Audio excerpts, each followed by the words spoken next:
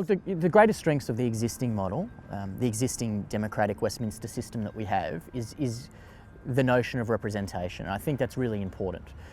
It's important as long as the representatives genuinely speak for the people. They are vetted in terms of being the best people available to represent their community. They are committed to an outcome that is in the best interests of the whole country rather than a particular slice of the country.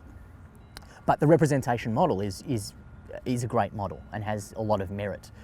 I think the parliamentary model of being able to theoretically argue and debate policy is a wonderful model if it's used correctly, but it's not used correctly at the moment.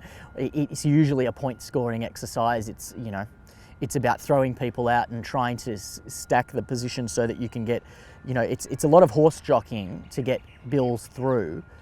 And there's a broader question that needs to be asked, that if you can't, on the basis of your quality and the strength of your argument, get the votes that are necessary without having to trade for something else, how strong is your policy and your argument?